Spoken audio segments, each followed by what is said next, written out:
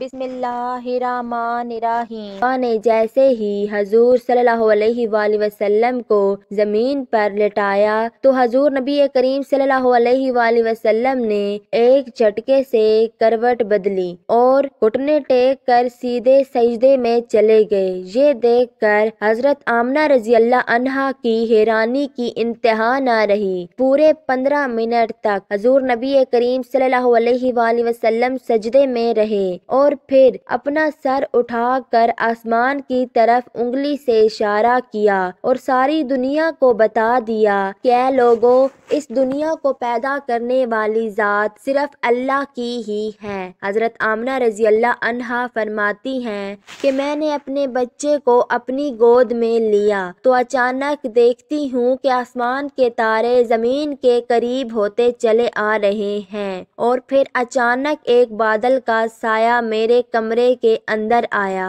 اور پھر میری گود سے میرا بچہ اس بادل کے سائے میں غائب ہو گیا۔ اس بادل کے اندر سے ایک آواز آنے لگی، اے جبرائیل علیہ السلام، اس بچے کو ساری دنیا کے چکر لگواؤ، سارے نبیوں کی خوبیاں دو، یوسف کی خوبصورتی دو، اسے ایوب کا صبر دو، اسے ابراہیم کی دوستی دو، اسے داؤد کی میٹھی زبان دو۔ اور پھر حضرت آمنہ رضی اللہ عنہا فرماتی ہیں کہ تھوڑی دیر بعد وہ بادل کا سایہ ختم ہو گیا اور میں دیکھتی ہوں کہ میرا بچہ میری گود میں لیٹا ہوا تھا۔ صبح ہونے والی تھی۔ دائی شفا نے باہر نکل کر حضور اقدس صلی اللہ علیہ وآلہ وسلم کے دادا حضرت عبد المطلب کو خوشخبری سنائی اور کہا، اے عبد المطلب، تجھے پوتا مبارک ہو۔ یہ سن کر رات بھر کے جاگے عبد المطلب کی ساری تھکن جیسے ایک پل میں ختم ہو گئی اور وہ اتنا زیادہ خوش ہوئے کہ ان کی آنکھوں سے آنسو بہنے لگے اور دائی شفا سے کہا کہ جلدی سے مجھے میرا پوتا لا کر دو۔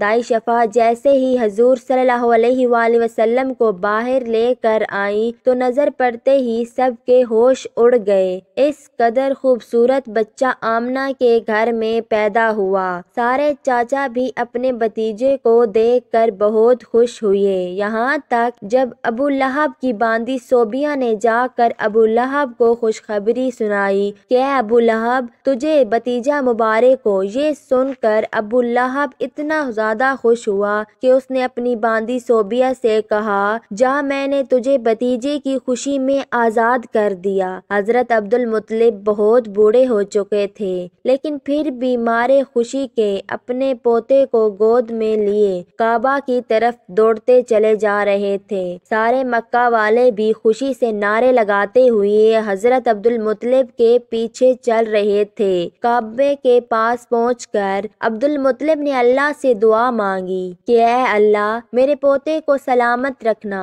اسے زندگی میں بہت بڑا انسان بنانا۔ شاید عبد المطلب کو یہ نہیں پتا تھا کہ ان کا پوتا تو وہ انسان ہے جس کی خاطر اس دنیا کو بنایا گیا ہے۔ ان کا پوتا اتنا بڑا انسان ہے کہ اللہ نے معراج کے موقع پر زمین سے اٹھا کر 7ویں آسمان پر اپنے سامنے بٹھایا اور ان سے باتیں کی۔ ان کا پوتا وہ انسان ہے جسے مایوس دیکھ کر اور اس کی آنکھوں میں آنسو دیکھ کر آسمانوں پر تہلکہ مچ جاتا تھا۔ حضرت عبد المطلب نے کعبے کا غلاف پکڑ کر اپنے پوتے کے لیے دعا مانگی اور پھر انہوں نے پوتے کا نام محمد رکھا۔ محمد کا مطلب ہوتا ہے کہ جس انسان کی بہت زیادہ تعریف کی جائے۔ یہ نام سن کر مکہ والے کہنے لگے، اے عبد المطلب، یہ کیسا عجیب سا نام تم نے اپنے پوتے کا رکھ دیا، ہم نے تو آج تک ایسا نام نہیں سنا۔ تو حضرت عبد المطلب نے جواب دیا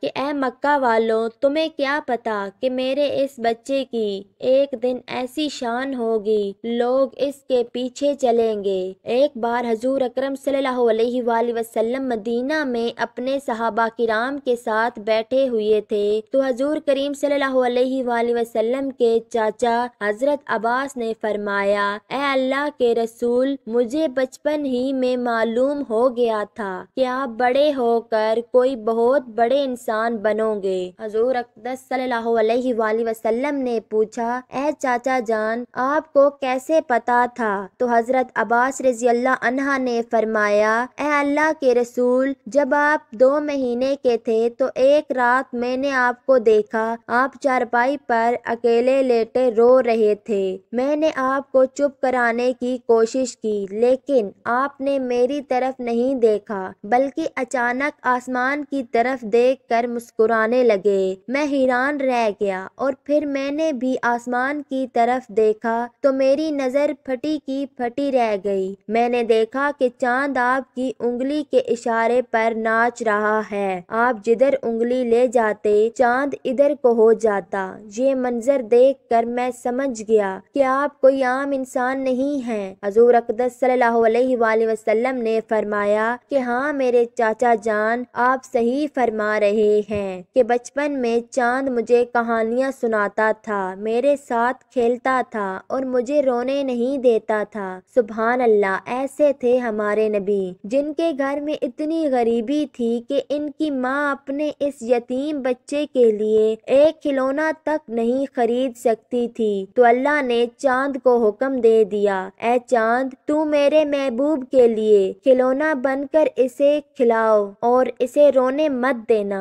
حضور اقدس صلی اللہ علیہ وآلہ وسلم جس دن پیدائش ہوئی تو اس دن دنیا میں جتنے بھی بت تھے وہ سب زمین پر اوندے منہ گر پڑے۔ ایران کے بادشاہ کے دربار میں 1000 سال سے ایک آگ جل رہی تھی، وہ لوگ آگ کی پوجا کیا کرتے تھے۔ حضور نبی کریم صلی اللہ علیہ وآلہ وسلم کی جس وقت پیدائش ہوئی تو ایک دم وہ آگ بجھ گئی اور اس بادشاہ نے اپنے محل میں اپنی شکل کی 14 لائٹیں بنوا رکھی تھیں۔ حضور اقدس صلی اللہ علیہ وآلہ وسلم کی پیدائش پر وہ ساری لائٹیں زمین پر گر پڑیں۔ اگلے دن دوپہر کے وقت ایک یہودی اپنا کچھ سامان بیچنے کے لیے مکہ آیا ہوا تھا تو اس نے آسمانوں پر دیکھا تو اسے وہ ساری نشانیاں دکھنے لگیں جو آخری نبی کے پیدا ہونے کی نشانیاں تھیں۔ اس نے مکہ والوں سے پوچھا کہ آج کسی کے ہاں کوئی بچہ پیدا ہوا ہے؟ ان لوگوں نے بتایا کہ ہاں فلاں فلاں عورت کے ہاں لڑکا ہوا ہے۔ اس یہودی نے کہا کہ نہیں، ایسا کوئی بچہ جس کا باپ نہ ہو تو لوگوں نے بتایا کہ ہاں عبد المطلب کا پوتا پیدا ہوا ہے۔ اس یہودی نے کہا کہ مجھے چل کر دکھاؤ، میں اس بچے کو دیکھنا چاہتا ہوں۔ پھر وہ یہودی حضرت آمنہ رضی اللہ عنہا کے گھر پہنچا اور حضور اقدس صلی اللہ علیہ وآلہ وسلم کو